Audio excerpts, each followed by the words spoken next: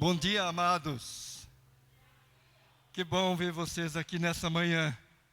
Uma alegria muito grande para mim e ver que vocês estão bem. Algumas pessoas fazia muito tempo que eu não via, então me alegro muito. Hoje nós queremos ler um texto de Marcos, capítulo 15.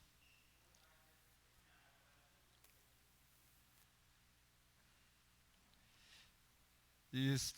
De manhã já fomos às urnas, né? Quem que foi às urnas de manhã? Alguns ainda vão. Como para a terceira idade foi de manhã, né? Então, de manhã, levantamos cedinho e fomos lá. Bom, aqui diz no capítulo 15 de Marcos, versículo 6. Olha, no dia da festa, costumava soltar-lhes um preso, qualquer que eles pedissem. E havia um preso chamado Barrabás, preso com outros amotinados do motim. No motim tinha cometido uma morte, quer dizer, assassinou a pessoa. E a multidão, dando gritos, começou a pedir que fizesse como sempre lhes tinha feito. E Pilatos lhes respondeu, dizendo: quereis que vos solte o rei dos judeus? Porque ele bem sabia que por inveja os principais dos sacerdotes o tinham entregado. Mas os principais dos sacerdotes incitaram a multidão para que fosse solto antes Barrabás. E Pilatos respondendo, lhes disse: que quereis, pois, que faça daquele a quem chamais rei dos judeus? E eles tornaram a clamar: crucifica-o. Mas Pilatos lhes disse: mas que mal fez ele? E eles cada vez mais clamavam, gritando: crucifica-o.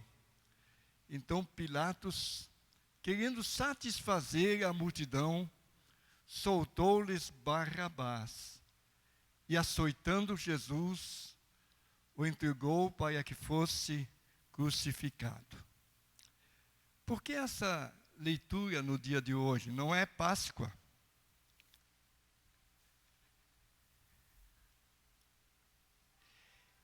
É que hoje nós estamos elegendo alguém em todos os municípios do Brasil. E a tendência do povo, do povão em geral, é defender até marginais. Né? Ou não ser muito criterioso em quem votar. Jesus ou Barrabás? Eu não gostaria de levar isso à pessoa de Jesus, ou à religião e não religião. Mas eu gostaria de dizer assim, eu sei que muitos já votaram hoje no Brasil, outros vão votar até a tardinha, que Deus tocasse nos corações, para que fossem escolhidos homens ou mulheres, cujo objetivo não é o bolso próprio, cujo objetivo não seja poder, glória pessoal, mas cujo objetivo seja lutar para o bem do povo, para o bem da nação. E é isso que eu gostaria de pedir que vocês levantassem para nós orarmos. Que aqueles, sei que muitos já votaram com muito critério, porque nós, como conhecedores da palavra, fazemos isso. Mas há um povo muito grande que ainda vai às urnas hoje. Querido Deus e Pai, nós intercedemos por todos os municípios do nosso Brasil, onde serão decididos pelo povo as pessoas que estarão liderando. Senhor, nós pedimos por graça, misericórdia, porque sabemos pela Bíblia que o Senhor coloca reis no trono e destitui reis do trono. Ó Deus, nós clamamos que sejam eleitos homens e mulheres cujo objetivo é servir, é fazer o melhor para o povo. É isso que nós clamamos nesta manhã. E desde já nós te agradecemos, ó Pai. Louvado seja o teu nome. Eu quero agradecer também pelo grupo grande que aqui está de manhã. Obrigado por essas vidas preciosas. Obrigado, Senhor, porque o Senhor guardou esses amados da doença, da enfermidade. Eu peço que abençoes cada família aqui representada. E cada família que está assistindo nesse momento esse culto, ou vai assistir mais tarde. Nós pedimos a sua bênção sobre essas vidas, em nome de Jesus. Amém. Podeis assentar, chama o grupo de louvor.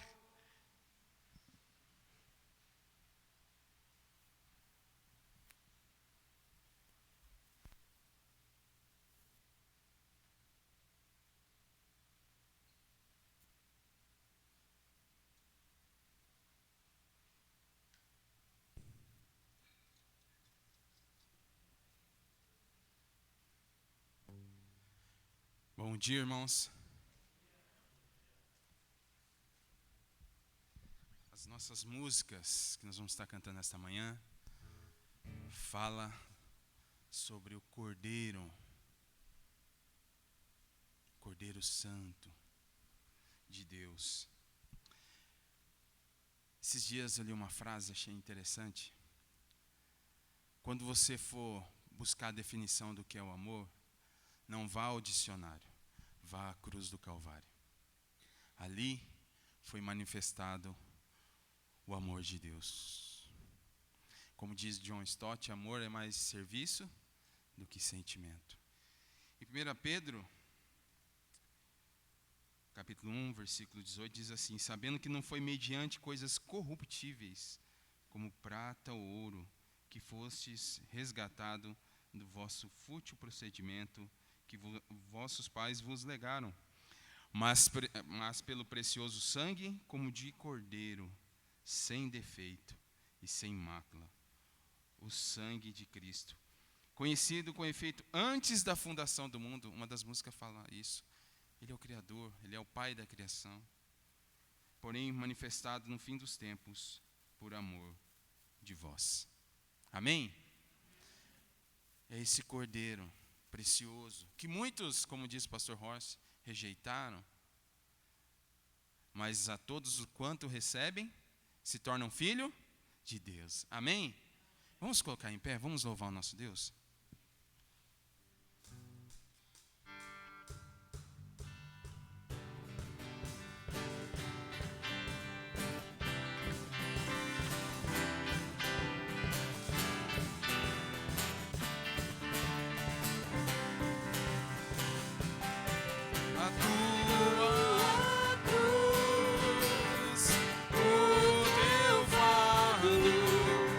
Meu pecado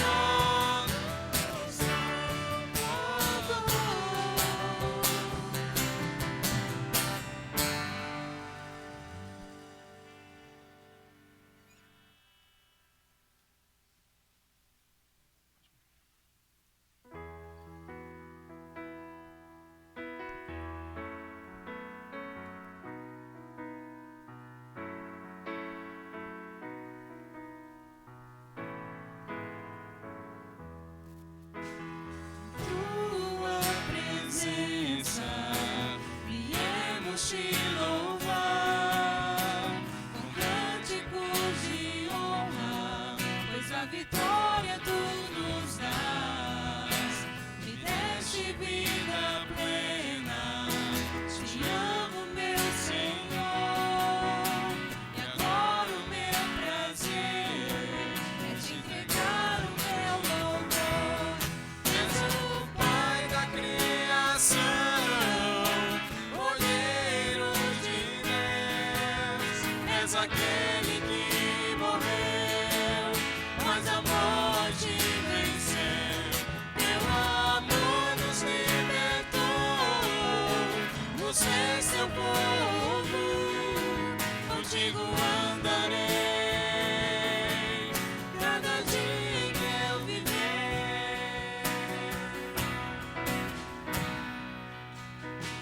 Em tua presença viemos te louvar com cânticos de honra, pois a vitória tu nos dás.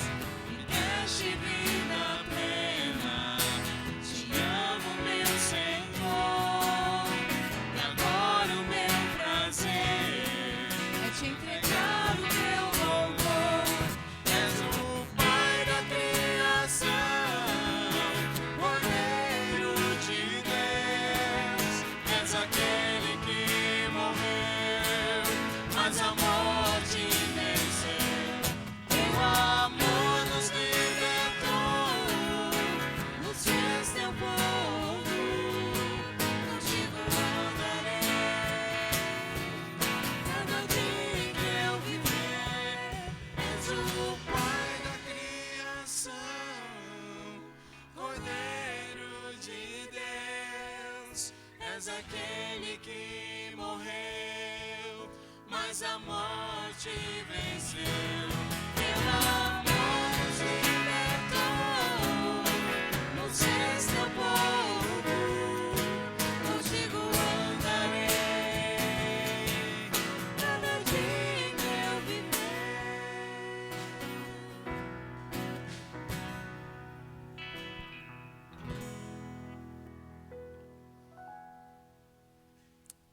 Que bênção! É exatamente o que Pedro fala. Ele comprou a gente com precioso sangue e fez de nós o povo dele. Nós temos um Senhor, e esta forma de comprar foi com a sua morte na cruz do Calvário.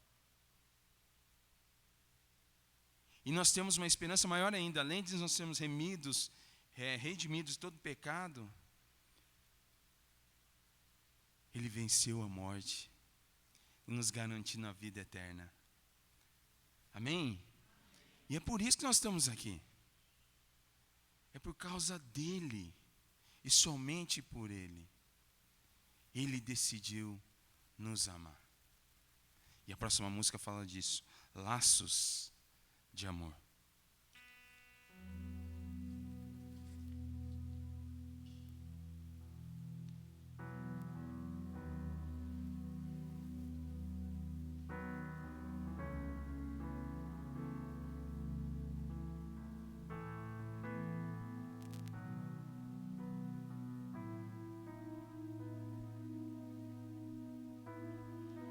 Foi teu imenso amor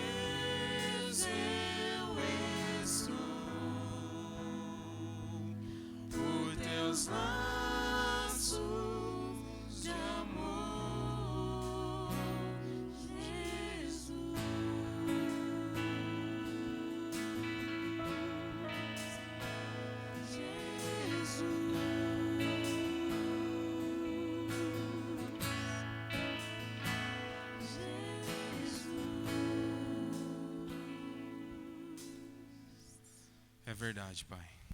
É graça. Somente pela graça nós somos salvos, Pai.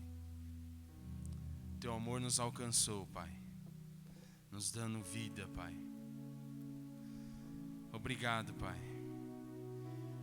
Porque independente de qualquer que seja a situação que possamos estar passando ou vier passar, o Senhor já venceu. E já temos vida eterna contigo. Tudo está garantido pelo Cordeiro, Pai. Obrigado, Senhor Deus, pela essa certeza que nós temos.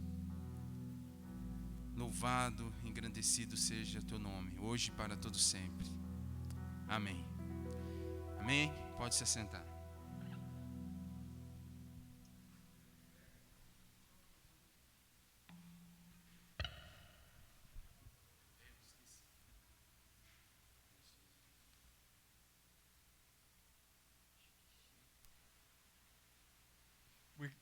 Muito obrigado. Eu não vou tirar, né? Porque muito bonito o louvor. Glória a Deus. Nós também podemos louvar a Deus com nossas ofertas e nossos dízimos. Então a Rebeca vai tocar uma música e nós vamos então também louvar a Deus com as nossas ofertas. Deus abençoe cada um. Não é? Então é também um serviço ao Senhor Jesus.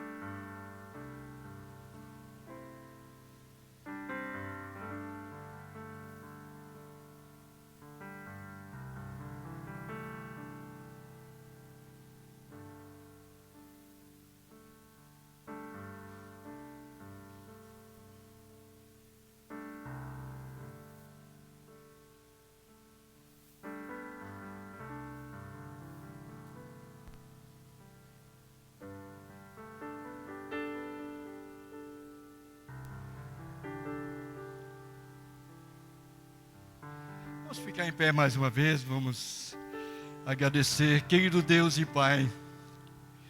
Nós te agradecemos nesta manhã, porque não faltou pão na mesa dos teus servos e das tuas servas. Obrigado, ó Pai. Obrigado por todas as suas bênçãos derramadas. E nesse momento consagramos essa oferta ao Senhor. O Senhor multiplique, o Senhor abençoe, e que não venha faltar nem na casa dos teus servos, nem na casa de Deus. Nós te louvamos e agradecemos pela sua bondade. Louvado seja o nome de Jesus. Amém. Podeis assentar. Domingo que vem teremos nosso culto missionário, de manhã e à noite também.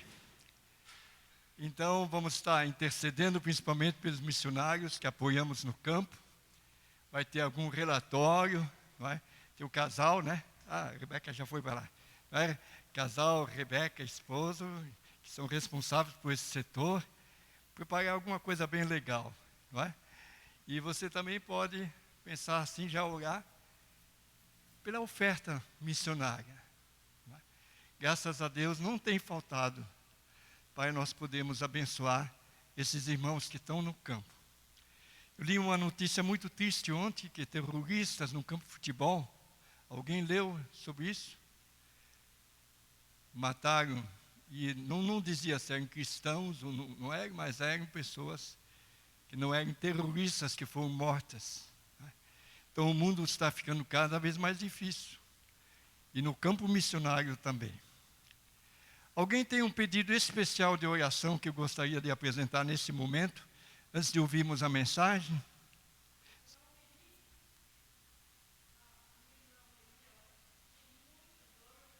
Almeri. Sim. Então, vamos orar por ela.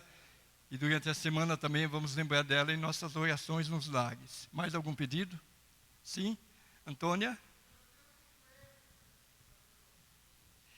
Está meio alto. Para o seu joelho também. Temos duas irmãs que precisam.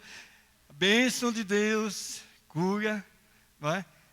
A respeito dos joelhos, vamos estar intercedendo. Mais alguém? Sueli pela saúde e família. Nivaldo? Sim? Cícero? Em que sentido? Financeiro? Espiritual? Tá. Então vamos ficar mais uma vez em pé, mas depois vamos sentar muito ouvindo a palavra de Deus. Querido Deus, nós apresentamos nesse momento esses pedidos ao Senhor. O Senhor ouviu cada um dos irmãos e das irmãs pedindo pela necessidade de outras pessoas. Não é preciso repetir para o Senhor, porque o Senhor ouviu. E nós, como igreja, como corpo de Cristo, apresentamos essas vidas ao Senhor, pedindo que o Senhor opere nessas vidas, tanto na parte física, como na parte espiritual. Ó Jesus, nós te louvamos e agradecemos, porque o Senhor sempre responde às orações dos seus filhos. Louvado seja o seu nome. E agora pedimos que abençoes também a entrega da sua palavra. Tome o seu servo em suas mãos e que ele possa falar aquilo que vem do seu coração, ó Pai. Em nome de Jesus. Amém. Amém.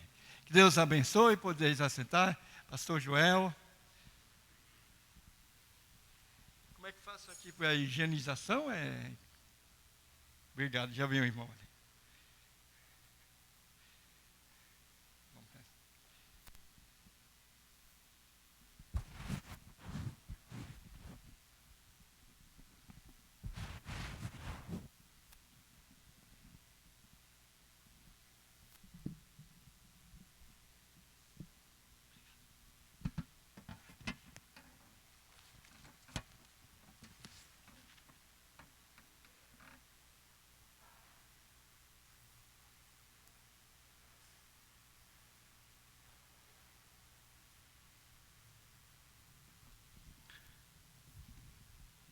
Bom dia, irmãos. Abra sua Bíblia. 1 João, capítulo 2, versículo 7. 1 João, capítulo 2, versículo 7.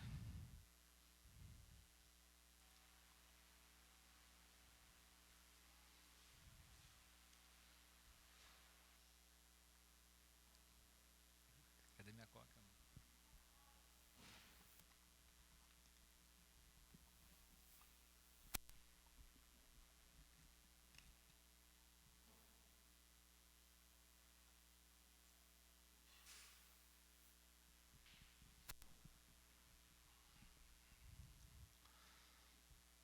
Amados, não vos escrevo mandamento novo, senão mandamento antigo, o qual desde o princípio tivesses.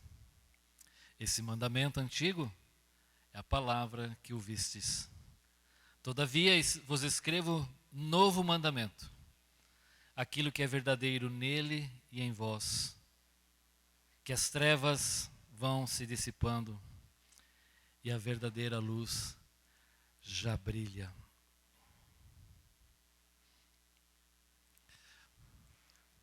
Parece que João está meio confuso. Afinal, ele está com 85 anos, mais ou menos aqui, quando escreveu essa carta. Não vos escrevo mandamento novo. E depois, logo em seguida, ele fala, vos escrevo mandamento novo. Eu acho que tudo bem ele já está velhinho, né? Vamos dar um desconto para ele. Não é essa a razão. Amados, não vos escrevo mandamento novo. Amados é uma maneira que João usa repetidas vezes, pelo menos 5 vezes aqui na carta. A outra maneira como ele se dirige aos seus leitores é filhinhos. Essa forma amorosa, cuidadosa, não somente para ensiná-los como esse fosse o fim maior, mas demonstra o seu cuidado amoroso, porque algumas vezes as suas palavras são duras, de repreensão ou advertência. Ele fala a verdade, mas fala a verdade em amor. Mas ele tem um cuidado muito grande por aqueles irmãos, por aqueles leitores. Não vos escrevo mandamento novo, senão mandamento antigo, o qual desde o princípio tivesses. Olha, o que eu vou falar para vocês é algo que vocês já conhecem, o qual desde o princípio tivesse. Essa palavra princípio aqui significa desde o início da caminhada, desde o início do primeiro contato, das primeiras pregações, desde quando eles foram evangelizados. Não vou escrever algo novo, senão algo antigo, que vocês ouviram desde o princípio. Desde os primórdios da sua caminhada com Deus. Não é nenhuma novidade o que vocês ouviram, desde que começaram a ouvir, desde o princípio. Essa expressão é quase uma assinatura de João também, porque por 9 vezes durante a quarta ele vai usar essa expressão, desde o princípio. E geralmente ele está querendo dizer, quando começou a caminhada de vocês com Jesus. Desde o início da caminhada vocês ouviram. E qual é esse mandamento? Aqui que João, esse mandamento antigo é a palavra que ouvistes. Lembre-se, João, que provavelmente está escrevendo aqui 60 anos depois da morte e ressurreição de Jesus. Mas na própria carta, você vai virar a página, talvez nem precise, ele vai dizer assim: ora, é o 3:23, ora o seu mandamento é este, que creiamos em o nome do seu Filho Jesus Cristo e nos amemos uns aos outros, segundo o mandamento que nos ordenou. É esse mandamento que ele está se referindo aqui. Na verdade, no Evangelho de João, ele disse assim, Jesus estava falando para os seus discípulos, um novo mandamento eu dou para vocês, amem-se uns aos outros, como eu vos amei. Mas esse mandamento não era novo. Na verdade, lá na lei de Moisés, ele já fora dado. Não era uma coisa nova. A novidade era, na expressão de Jesus, amem-se uns aos outros como eu vos amei. A novidade no mandamento, e aqui Jesus eleva de maneira muito especial as implicações e a aplicação. Esse mandamento eu exemplifiquei, eu dei o modelo, eu dei o exemplo para vocês. Né? Lá em Levíticos já falava, Levíticos 19:18 diz assim, não procure vingança, nem guarde rancor contra alguém do povo, mas ame cada um o seu próximo como a si mesmo. E Moisés viveu 1500 anos antes de Jesus. A novidade no mandamento era como eu vos amei. Jesus elevou muito essas implicações. Ele disse, ame o seu inimigo e orai pelos que vos perseguem. Ninguém tem maior amor do que aquele que dá a vida pelos seus amigos. Ame o seu próximo como a si mesmo. Jesus eleva muito o significado, a prática, as aplicações desse versículo. E essa palavra, esse mandamento antigo é a palavra que ouvistes. A palavra de Deus, o Evangelho, é algo antigo. A sociedade moderna tem muita dificuldade com as coisas antigas por a considerarem ultrapassadas, irrelevantes, ineficazes e insuficientes. A tal ponto que querem adaptar e atualizar os conceitos, os mandamentos de Deus, querem revisar, querem reinterpretar. Não, mas a palavra de Deus é antiga, o Evangelho é antiga. Ele não precisa de adaptações para que não cause escândalo às pessoas. Na verdade, João disse no livro de Apocalipse, não acrescente nada e não tire nada. Mas mesmo isso, João não está sendo original. Porque Moisés já tinha dito isso. Lá em Deuteronômio 4, ele diz assim, nada acrescentem as palavras que eu lhes ordeno e dela nada retirem. Deus já havia dito isso para Moisés. Lá em Deuteronômio 12, apliquem-se a fazer tudo que eu lhes ordeno, não lhe acrescentem, nem lhe tire coisa alguma. João usou essa expressão de Moisés lá bem antiga. O que João está mostrando? Que aquilo que ele está escrevendo ali no Apocalipse, os seus escritos, estavam no mesmo nível do quê?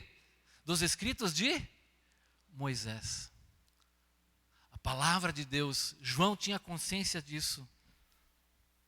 Não havia novidade nenhuma. A novidade estava no fato de como Jesus praticou e viveu esses mandamentos. Não vos escrevo nada de novo, vocês ouviram isso. Mas o que ele diz no versículo 8? Essa palavra todavia aqui, ela traz a ideia, por outro lado, eu quero acrescentar algo novo. Eu quero um novo mandamento, eu lhes escrevo um novo mandamento. A palavra aqui, em adição, eu quero acrescentar algo. Mas qual é o sentido disso? Olha o texto. Vos escrevo novo mandamento. Aquilo que é verdadeiro nele e em vós. O que João vai dizer que esse mandamento novo é algo verdadeiro em Jesus e neles também. Essa palavra verdadeiro, ela tinha o sentido de algo genuíno, de uma realidade. O que João está dizendo é que esse mandamento agora, esse novo mandamento, essa nova maneira, encontra uma realidade genuína de expressão de vivência em Jesus e nos seus leitores. Esse mandamento do amor, ele vai ser realizado genuinamente em Jesus e naqueles cristãos. Era algo verdadeiro, real. Tanto na vida de Jesus, não somente naqueles primeiros discípulos que tinham ouvido esse mandamento há 60 anos atrás. Olha, novo mandamento vos dou, que vocês se amem uns aos outros como eu vos ameis. Nisso conhecerão que são os meus discípulos, se vos amardes uns aos outros. Mas o que João está dizendo agora, que esse novo mandamento era verdadeiro, era real em Jesus, mas também agora nos leitores da carta. Dessa nova maneira de amar que seria demonstrada por Jesus e por aqueles cristãos. Nesse novo referencial que Jesus deu. Dessa maneira é que o mandamento é tanto antigo como é novo. Antigo porque Jesus já tinha ensinado, é novo porque ele deveria estar sendo vivido por aqueles que estavam lendo. Não era alguma coisa lá do passado, mas é novo no sentido de que vocês que estão lendo essa carta agora, vocês também têm que vivenciar e experimentar esse mandamento.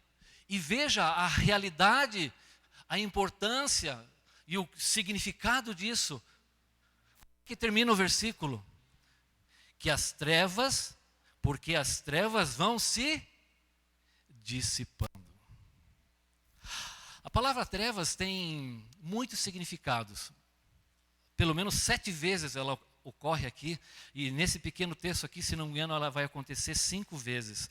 Ela já apareceu em João 1, né? Deus é luz e nele e não há nele treva nenhuma, e mais 6 vezes aqui. Ela tem muitos sentidos, mas aqui a ideia principal que está governando é de um ambiente, um domínio controlador, um poder, um governo. E João está dizendo que, da maneira como ele está explicando essa novidade para eles, que a vivência, a experiência verdadeira daquele mandamento, dentre eles, dentro daquela comunidade, aquilo está dissipando as trevas, o poder, o domínio, a influência das trevas, a vivência do amor dentro da comunidade traria essa realidade genuína, verdadeira, que era verdadeira em Jesus, mas também agora era verdadeira naquela comunidade. As trevas estão perdendo o seu poder, a sua ação. Você percebe a importância da vivência desse mandamento dentro da comunidade que João está colocando? As trevas estão desaparecendo, elas estão perdendo o seu vigor, o seu domínio.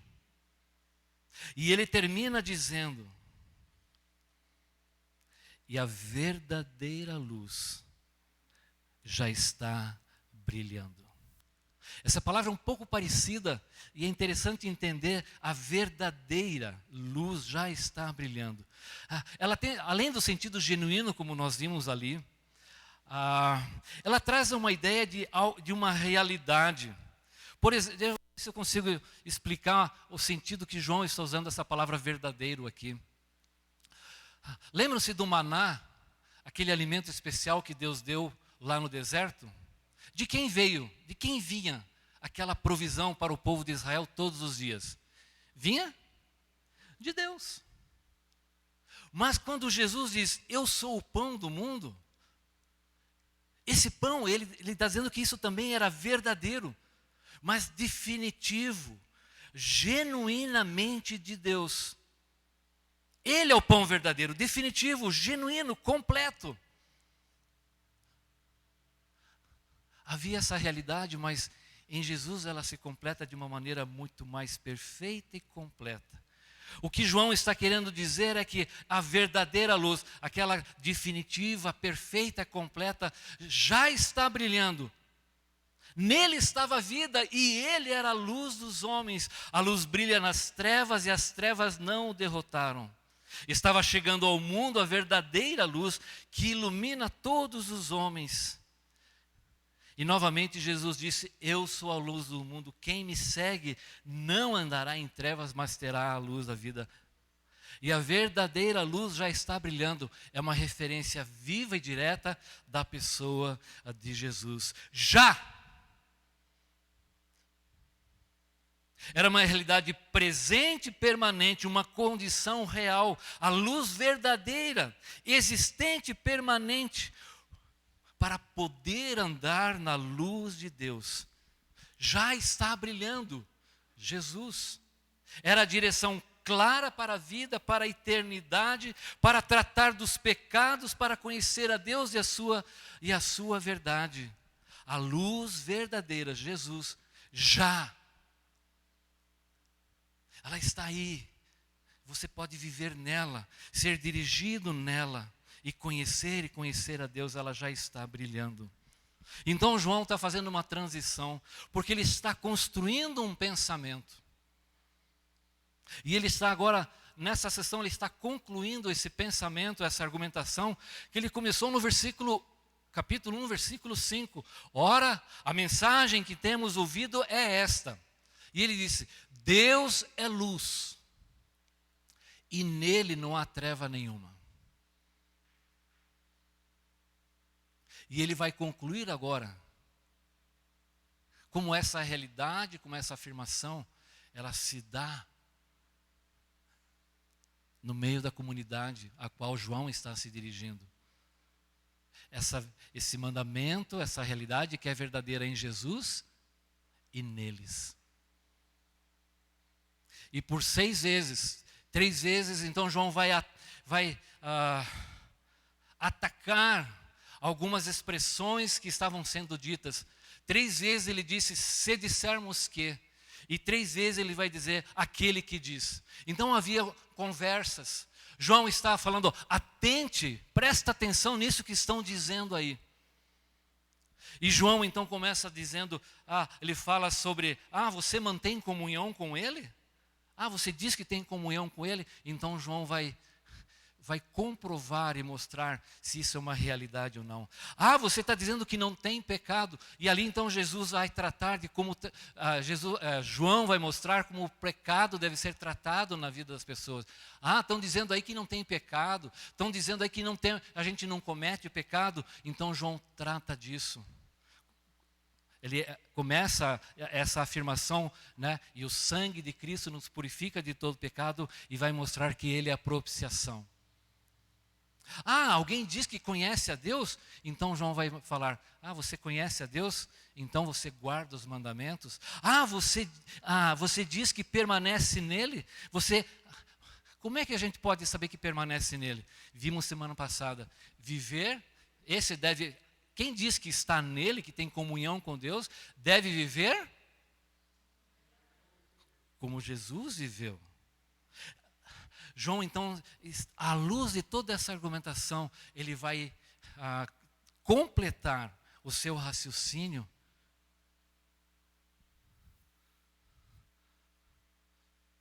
Deus é luz e nele não há treva. Como é que isso se dá? No meio da comunidade, aos leitores que ele está escrevendo. Essa é outra assinatura de João, né? Eu vos escrevo, eu não vos escrevi, eu vos escrevo. Ele gosta de usar essa expressão. Vamos ler versículos 9 a 11. Ele fez uma transição e agora então, novamente, pode chegar lá no roxinho, o primeiro lá, quem está no comando aí? Grande Rafa. Isso, esse aí. Qual é a alegação? Pode colocar a primeira lá, Rafa. Isso. Ficou meio ruim, né? Não está muito visível lá. Devia ter usado outra fonte. Rafa, se você puder e quiser, pode colocar uma fonte branca ali. Aí vai ficar mais visível, se for possível.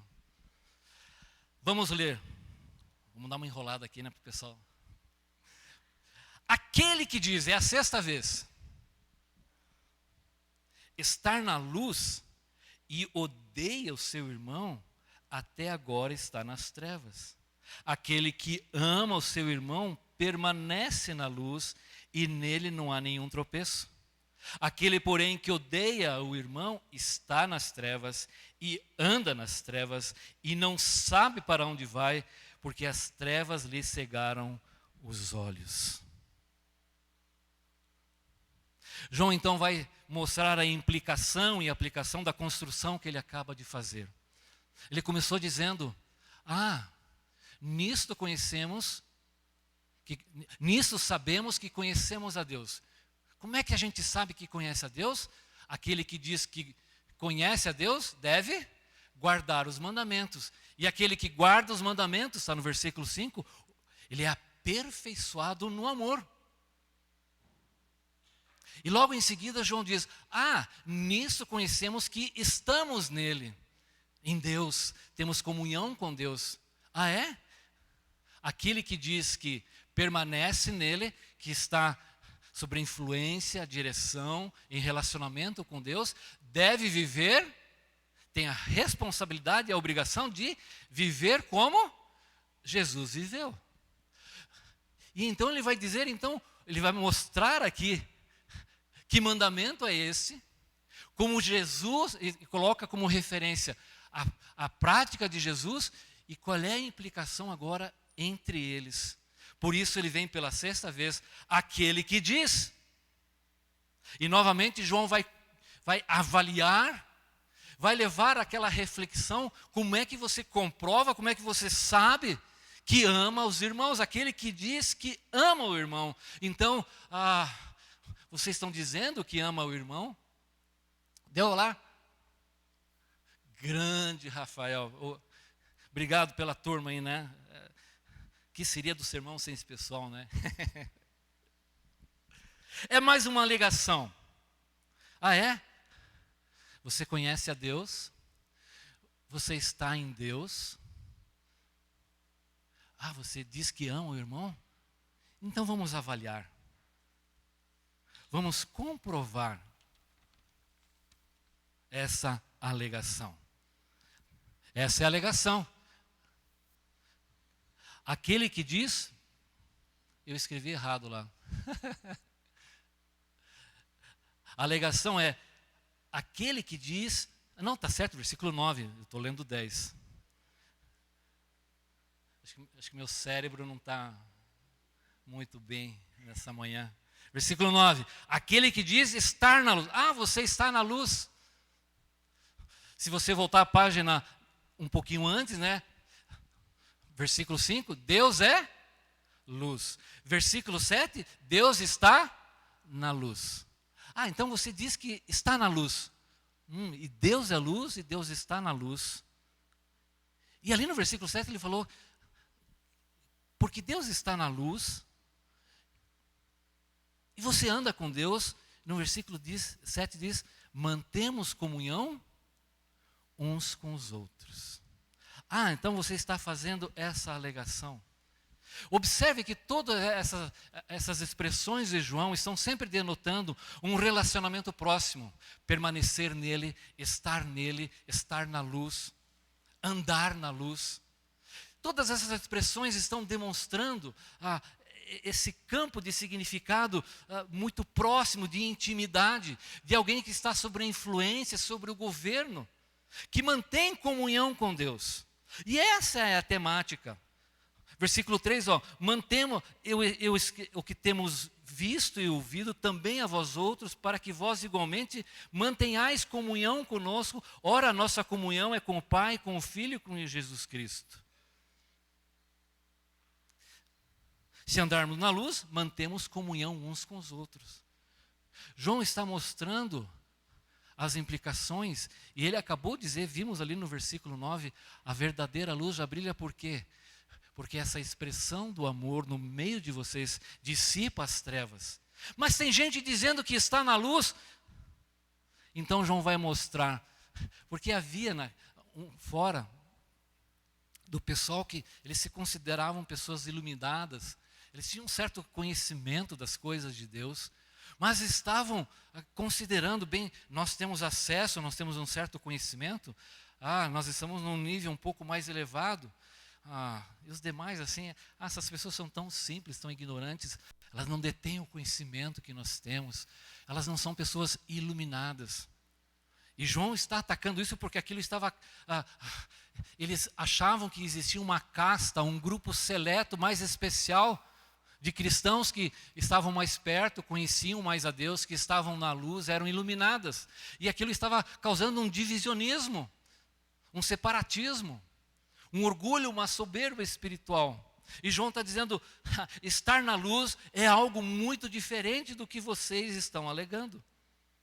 E o que ele fala? Qual é a realidade? Você está dizendo que está na luz, mas qual é a realidade?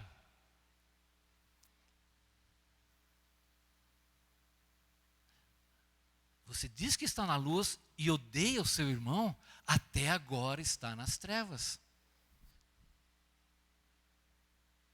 A palavra odiar é uma palavra muito pesada. Mas que ódio é este?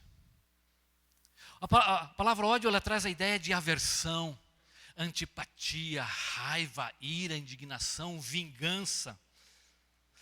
Eu li na Wikipédia, né? Estava assim, sentimento intenso de raiva e aversão, execração, palavrão, né?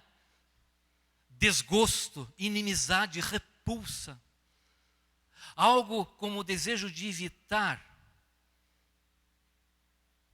João então vai desmascarar essa presunção de alguém que diz estar na luz, mas odeia o irmão. Mas que ódio é este que João está querendo mostrar?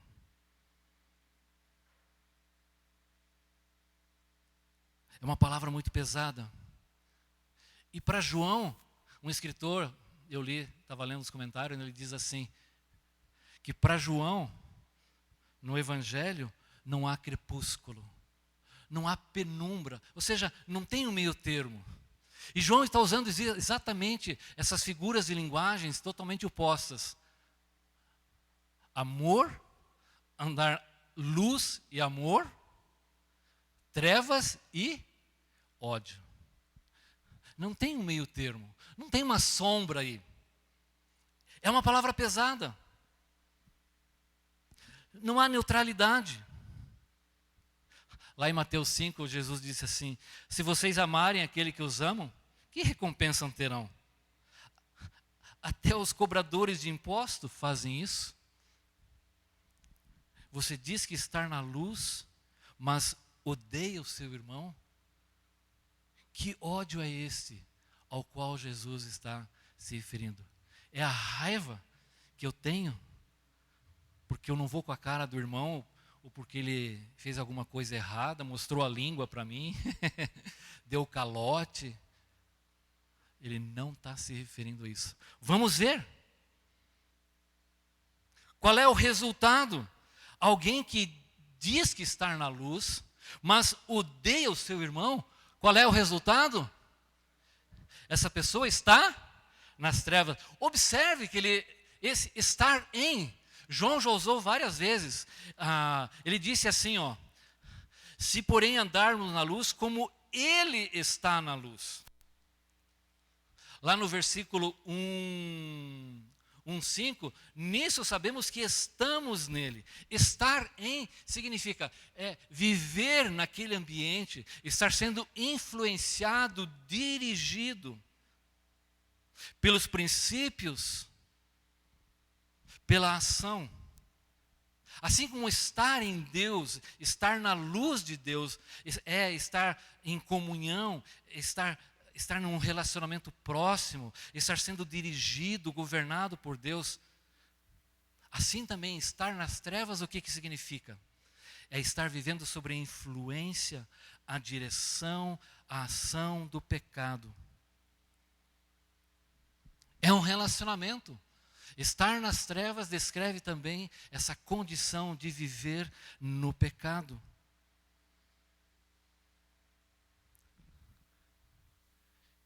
Mas que condição pecaminosa é essa? E observe,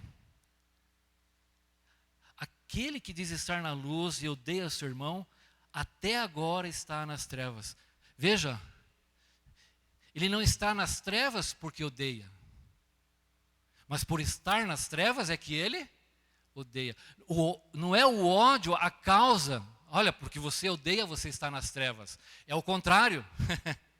Porque ele está nas trevas, por isso ele odeia. Ele vive debaixo das trevas. O resultado de odiar, o resultado de estar nas trevas é odiar.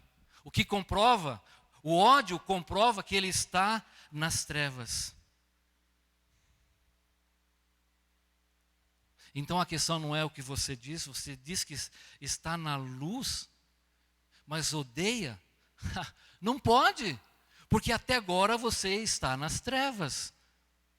Porque João já declarou antes, se andarmos na luz, como está na luz, mantemos comunhão uns com os outros. Versículo 10. A reafirmação do princípio. Pode colocar o próximo? Isso. Aí João no versículo 10 vai dar a evidência de alguém que ama o seu irmão. Aquele que ama o seu irmão permanece na luz. Ou seja, por que ele ama o irmão? Porque ele permanece na luz. Um pouco antes, é a segunda vez que essa palavra, lembra que eu falei que a palavra permanecer, ela é muito repetitiva aqui, né? Ela vai ocorrer pelo menos 21 vezes no livro de 1 João.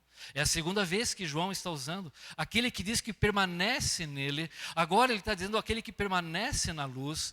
Antes ele falou, se andarmos na luz como ele está na luz.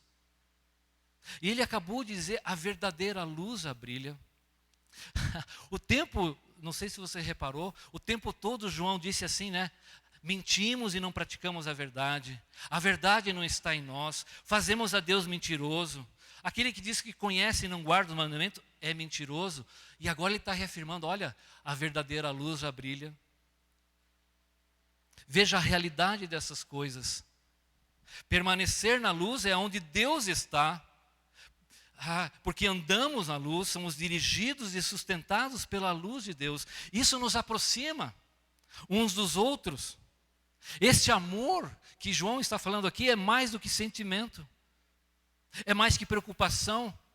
É sacrifício, é entrega não limitada e irrestrita. Porque foi assim que Jesus viveu. E foi o que ele quer falar. Você está nele, você permanece nele, você deve viver. E como é que Jesus praticou e viveu o amor?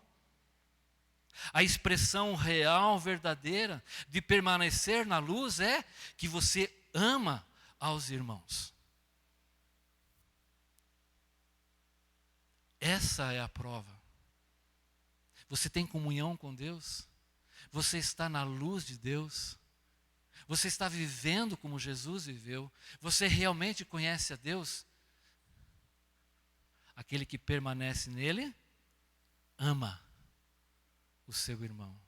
A palavra amor também é o que João vai descrever e vai usar aqui na sua carta. E ele está explicando em que sentido ele está usando agora aquele que ama o seu amor, o seu irmão, permanece na luz. A comunhão é uma realidade na qual Deus, em sua luz, domina, controla, determina e define o amor. A comunhão implica em amar o irmão. Você está percebendo o que significa aquele que odeia? Se eu permaneço na luz de Deus e amo o meu irmão, aquele que permanece nas trevas, eu amo o meu irmão, portanto eu estou em comunhão com ele. Se eu estou nas trevas, eu estou odiando o meu irmão, o que significa?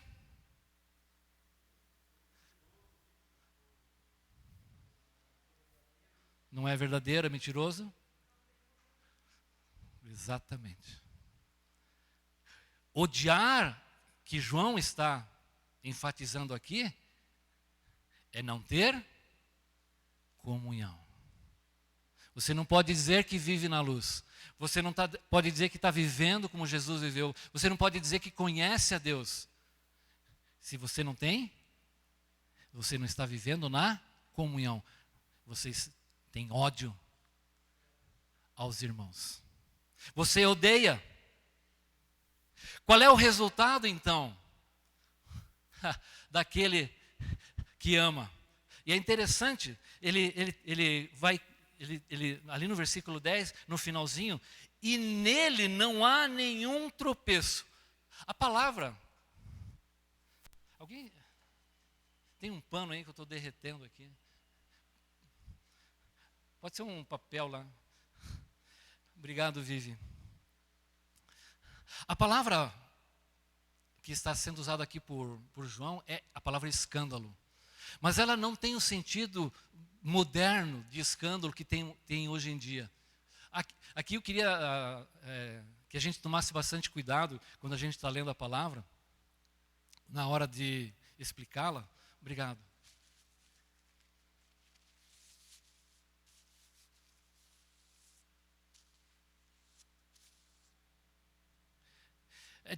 É importante usar o dicionário, mas muitas vezes o significado de uma palavra no português hoje não tem o mesmo sentido de quando João escreveu. As palavras são dinâmicas, então nós podemos chegar a algumas conclusões não muito adequadas, às vezes impróprias, do que significa o versículo. Eu pego o significado de hoje, né, e extrapolo para os dias de João, para os dias de Moisés, e corremos esse risco. E essa é uma dessas palavras. Ela ocorre 15 vezes.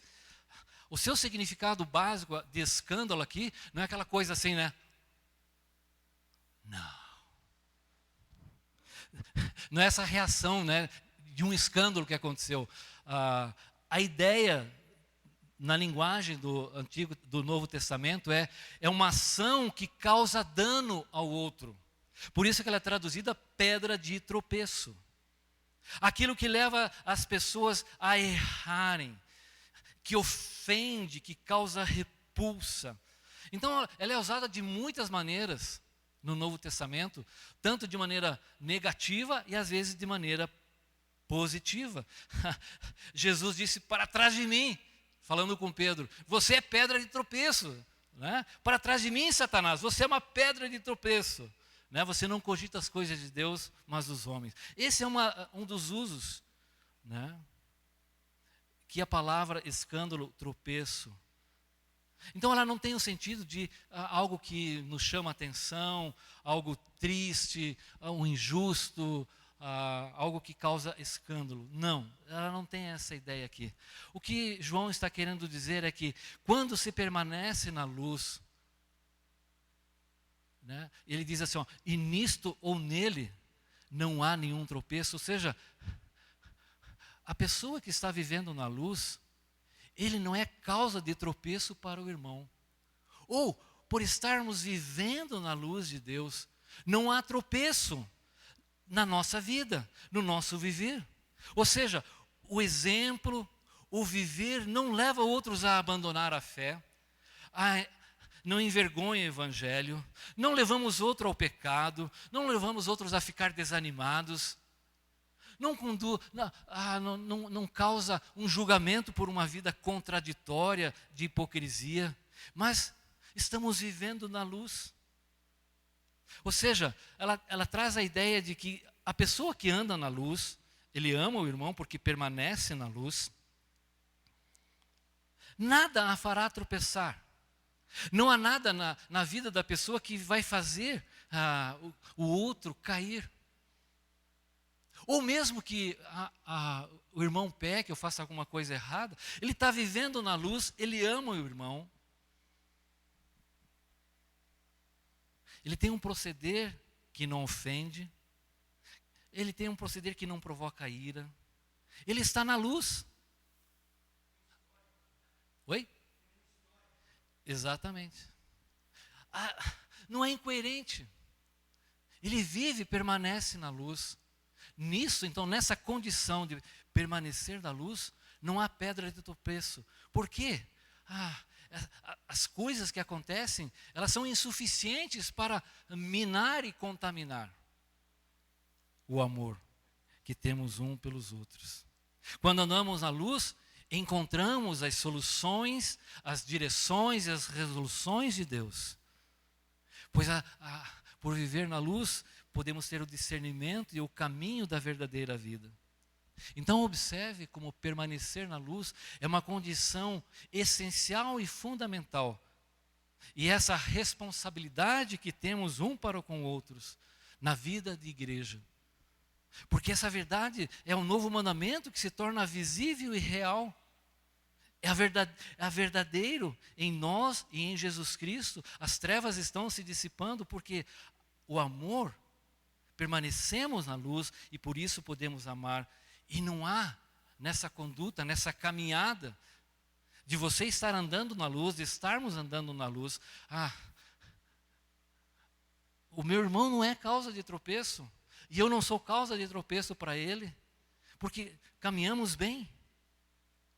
Não significa que não haja pecado, porque João já mostrou como o pecado deve ser tratado. O pessoal dizia, não temos pecado, está tudo legal. Bobagem, João já mostrou ali para a gente. O sangue de Cristo nos purifica de todo pecado. Mas isso não é causa de tropeço. Pelo contrário, não há tropeço, porque permanecemos na luz. Não há nada que nos ofenda, que nos magoe. Toleramos e suportamos todas essas coisas porque estamos na luz de Deus. Versículo 11. E aí ele retoma então aquilo que ele já disse no versículo 9 e vai expandir um pouco mais. Aquele, porém, que odeia o seu irmão está nas trevas. Novamente, a mesma expressão. Estar em Deus, estar na luz, andar na luz. Estar nas trevas, ele repete 2 vezes. O que significa? Você que está com essa intimidade, essa influência sobre a sua vida, sobre esse ambiente, esse domínio que você está vivendo, que está dirigindo o seu viver. As trevas estão determinando, você está sobre esse ambiente. Mas não somente está nas trevas, agora ele amplia, ele anda nas trevas. Novamente, esse estilo de vida pecaminoso. Andar na luz com andar nas trevas, mas agora, estar nas trevas, agora ele fala andar nas trevas. Isso está comprovando o seu viver, como ele está se comportando, as suas práticas. Então a pessoa não somente está nas trevas, mas ela anda, ela vive nas trevas. É uma condição mais complicada, perigosa, porque está se referindo ao seu estilo de vida. Se estar nas trevas é o ambiente no qual ele está vivendo,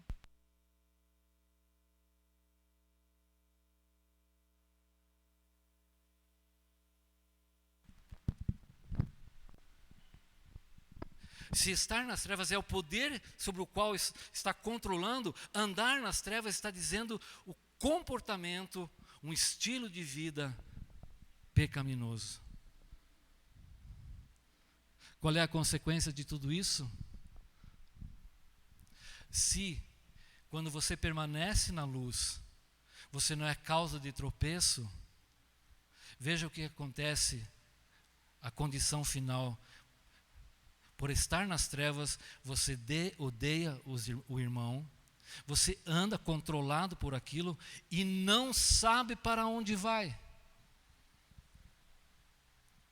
Mas o caminho dos ímpios é como densas trevas, nem sequer sabem em que tropeçam. Provérbios 4:19. 4:18 mesmo diz, que a vereda do justo é como a luz da aurora, que vai brilhando mais e mais até ser dia perfeito. Mas aquele que anda nas trevas tropeça e cai, como diz uma música antiga, tropeça e cai e nem sabe no que tropeçou e nem sabe para onde vai. É uma condição terrível de vida.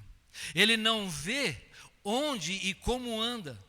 E o pior de tudo, ele crê que o irmão é causa de tropeço. Por quê? Quando ele anda na luz, ele não tropeça, ele vê ali tem um buraco, ali tem um galho, ali está escorregadio. Mas quando ele está andando nas trevas, ele não vê para onde vai, ele não vê o caminho certo, ele crê que o irmão é causa de tropeço. Ele está voando às cegas, uma aposta. Esse ódio distorce toda a perspectiva da vida, seus relacionamentos, subverte a realidade, ele perde a noção da vida, seus valores, seus princípios estão comprometidos, e ele sequer percebe das consequências, ele cai e se machuca e nem sequer percebe isso, ele não consegue responder aos padrões de Deus. Ele vai perdendo por estar sobre essa influência, sobre esse estilo de vida. Ele perde a sensibilidade ao pecado. Ele não sabe se o caminho é certo ou errado. Na verdade, pouco lhe importa. Ela sequer percebe que está nas trevas. Ela não aceita isso. Na verdade, se você diz, você está andando em trevas, você gostaria de ouvir isso? Ô, cara, você está nas trevas. Era isso que eu queria saber.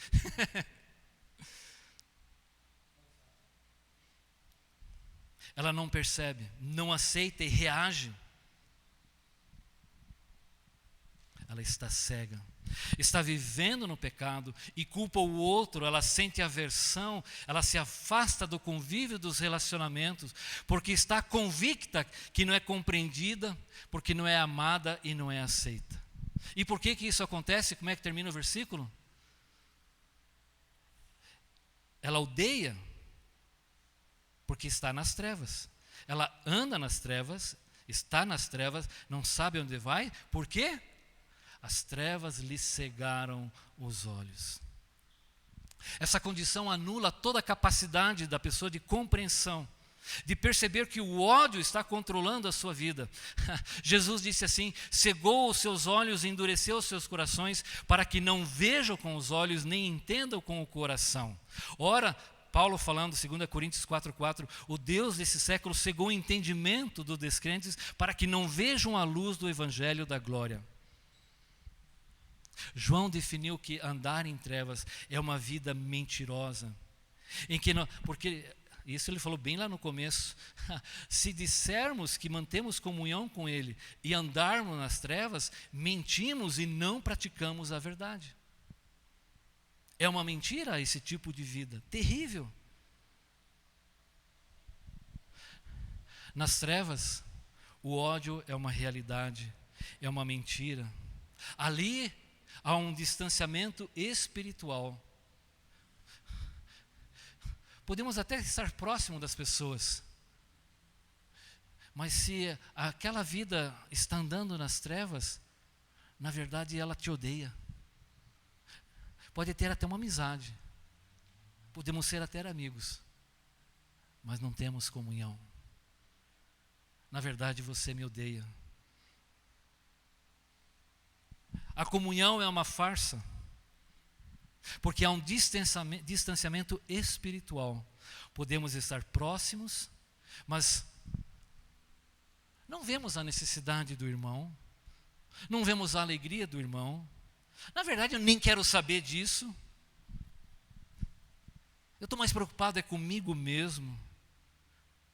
O coração dessa pessoa está preocupado e ocupado, cheio de tantas coisas. Ele não tem espaço para se preocupar com o outro irmão. É uma condição espiritualmente triste, danosa. Portanto, odiar é não manter, não sustentar, não viver intensamente e sacrificialmente a comunhão. E odiar e isso não faz a menor diferença. Porque a pessoa odeia. Não é a pessoa que é odiosa. São os irmãos, a comunidade que é odiosa. Ele odeia a comunhão. Ele odeia essa vivência. São pessoas que têm dificuldade de se relacionar, que abandonam, negligenciam, superficializam a comunhão. Não têm proximidade com as pessoas, não se envolvem com a vida das pessoas. Podem estar perto, mas na verdade há ódio no coração delas. Mas eu não tenho ódio no coração. Então viva intensamente a comunhão. Nós temos um ditado, né? Como é inútil tentar cobrir o sol com a peneira. Não é assim que a gente fala? Pois é inútil cobrir o ódio com a pandemia. Estamos vivendo em tempo de pandemia. Não. A comunhão espiritual, a comunhão da igreja, do corpo de Cristo, é algo sublime. Quando ela existe, as trevas vão se dissipando. Amar o irmão é estar em comunhão com ele, é permanecer na luz de Deus, é andar na luz de Deus, é conhecer a Deus, é praticar os mandamentos, é viver como Jesus viveu. Então, Não venha com essa ladainha dizendo, eu estou em comunhão com Deus, e você não tem o menor envolvimento, interesse, não sabe o que está acontecendo na sua comunidade, não convive com a sua comunidade, não está presente na sua comunidade, é completamente ausente, somente surge muitas vezes quando tem um problema, então, os irmãos. Na verdade, nós somos odiosos a essas pessoas, porque elas não têm prazer em se relacionar, em saber dos nossos problemas. Como é que isso está acontecendo em nossos dias? Pela indiferença. Quando a pessoa se isola, quando ela não serve a sua igreja, quando ela se ausenta, e sabe, ela não sente nenhuma preocupação, nenhum incômodo, porque ela está tão em si mesmada, e ela é indiferente às realidades, à vida da sua igreja. Uma outra realidade que conhece é quando alguém te coloca contra o outro irmão. Quando alguém faz uma fofoca, quando alguém começa a falar mal, isso é destrutivo. Isso é odiar ao irmão. Causa tropeço. Mas quem permanece na luz, nisto não há causa de tropeço. Quando alguém... Outra coisa que eu já vi acontecendo é irmão bloqueando irmão nas mídias. Não quero mais falar com você, não concordo com você, estou com raiva de você, tenho ódio de você. É isso que você está dizendo? Como que pode? E por causa das posições políticas, ideológicas, a comunhão está sendo quebrada, porque a comunhão é entendida como uma coisa secundária. E quando João está dizendo, é a realidade da luz que brilha e estão dissipando as trevas, é algo sublime, maravilhoso, santo, a nossa comunhão, a nossa expressão de amor. E estão sendo colocadas condições e posicionamentos mundanos, passageiros, diabólicos, que estão corrompendo famílias e destruindo igrejas. Não falo mais com você. Para mim você não existe. O que você está dizendo? Eu odeio você. É o que João está nos ensinando aqui. Outra atitude é aquela coisa de amar o irmão de domingo em domingo. Mas amar é uma condição permanente e presente. Não é somente estar nas reuniões, é viver em comunhão, é se envolver com uns com os outros, é servir, é evitar as predileções. O cristão nunca é descrito como um espectador, como alguém omisso e inútil, mas como alguém preocupado, que faz algo pelos irmãos, que se envolve nas suas lutas, nas suas alegrias, busca o crescimento espiritual, ele se entrega sacrificialmente. Ele não vê no irmão como alguém dispensável. Alguém, se ele está com problema ou não, isso não me importa. Mas ele está pensando em tal, ele está pensando, ele tem um objetivo, isso. Não, o irmão não é alguém dispensável. E o irmão também não é alguém que não possa ajudá-lo. Às vezes somos tão orgulhosos, quem pode me ajudar nisso? Ninguém pode, eu vou cuidar do meu próprio interesse. Outras vezes nós menosprezamos as pessoas por causa da sua capacidade intelectual, por causa do seu nível social, ou por causa do seu tipo de trabalho. E menosprezamos a opinião da pessoa, ou talvez o prestígio, a dignidade dela. Tratamos as pessoas como se fossem de segunda classe. Ficamos entediados com pessoas menos favorecidas, talvez com os doentes, com os velhos, com as crianças. São estorvos e é algo que eu tenho que tolerar. Outros veem o irmão como um adversário. Ele enxerga no irmão alguém a ser vencido, a ser posto de lado. Porque o irmão às vezes tem uma certa projeção, ele é elogiado e reconhecido. O que ele faz? Ele difama, ele quer fama difamando, ele quer crescer diminuindo. Ele vê no irmão alguém a ser vencido. Ele não vê no irmão alguém que caminha junto e que juntos faremos muito mais coisas. Por isso,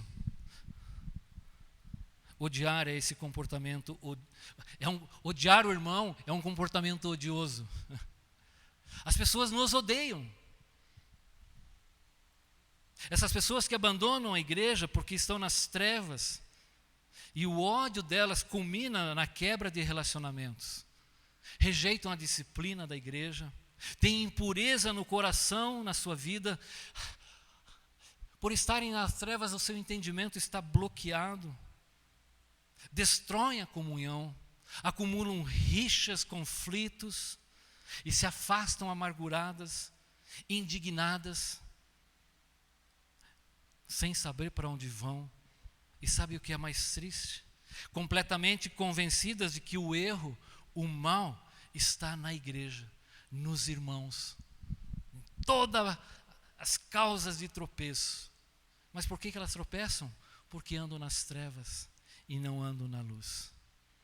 Portanto, aqui, nesse texto, odiar significa negligenciar, se ausentar, omitir-se da comunhão. Quem está na luz tem comunhão. Quem anda na luz, como ele está na luz, mantém comunhão.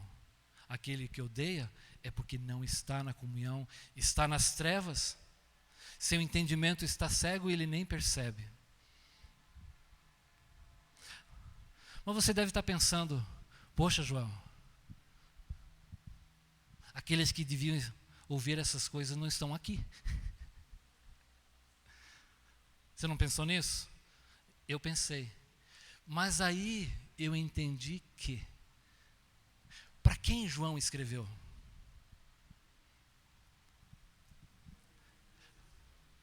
Ele não escreveu para aqueles que odeiam o irmão. Para quem que ele escreveu?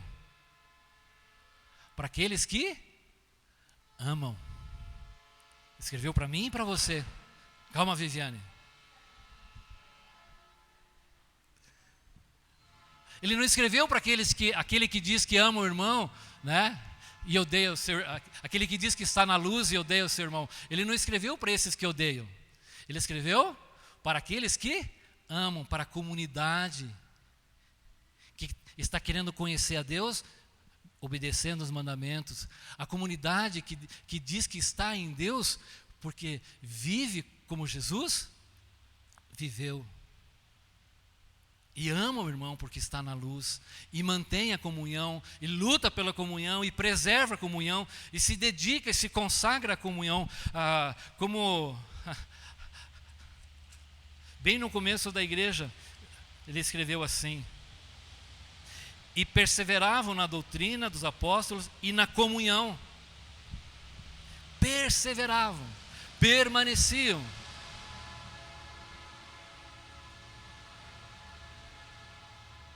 Portanto, quando João escreve, ele não está escrevendo para aqueles que sequer vão ficar sabendo disso. Ele está escrevendo para nós, aqueles que amam, aqueles que estão em comunhão, que querem lutar pela comunhão, porque estão vivendo na luz, estão guardando os mandamentos, estão sendo aperfeiçoados no amor por Deus. Sim, ele está cego. Exato.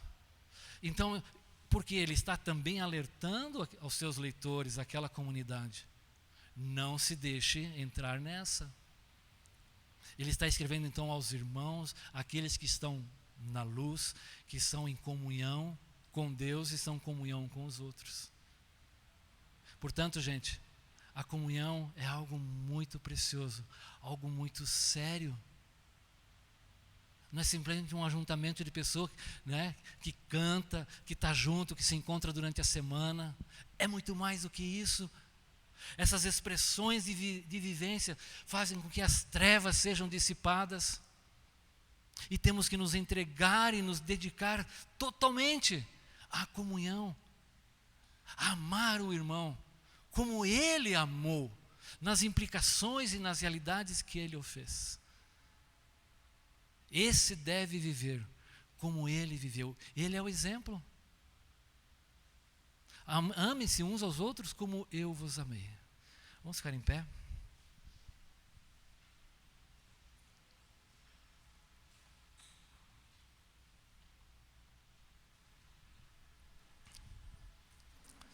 Querido Deus, as evidências de conhecer, de estar em Ti, de permanecer na luz, são óbvias, claras por si mesmas. Não podemos fazer alegações pretensiosas e orgulhosas se não vivemos obedecendo os mandamentos, se não imitamos a Jesus, se não amamos aos irmãos. Tudo não passa de uma grande mentira. Perdoa-nos, Senhor. Que a nossa comunhão seja a expressão viva da nossa fé, da nossa obediência, da nossa comunhão contigo. Luz e trevas não se combinam, amor e ódio não se combinam, e se excluem mutuamente. Pai, aperfeiçoa nossas vidas, aperfeiçoa nossa comunhão uns com os outros. Pai, que possamos nos entregar e não ser pedra de tropeço, que não nos afastemos odiando ao irmão, à igreja, mas que o Senhor nos transforme, quebre a frieza, a insensibilidade e dureza do nosso coração e nos voltemos tão somente para o Senhor, onde o irmão é aquela pessoa tão presente, tão especial, onde juntos, vivendo intensamente o amor uns pelos outros, glorificamos o Teu nome, onde o poder e o domínio das trevas vão desaparecendo poderosamente, porque a luz de Cristo está brilhando entre nós, e vivemos influenciados e marcados pela luz de Deus, porque Deus é luz e Ele está na luz. Que condição especial, Pai, onde a comunhão acontece, na Tua luz. Muito obrigado, Pai, pela verdade da Tua palavra. Em nome de Jesus, amém. Deus abençoe. Ali na saída você pode comprar 15 alfajores, né? Na verdade é alfação. Estamos vendendo alfajores aí para comprar e melhorar o nosso equipamento de som aqui. Está à venda aí, você pode garantir a sua sobremesa, né? E esse alfajor, gente, você pode comer à vontade. As calorias deles não contam no seu organismo, né? Porque Deus abençoe vocês. Bom domingo.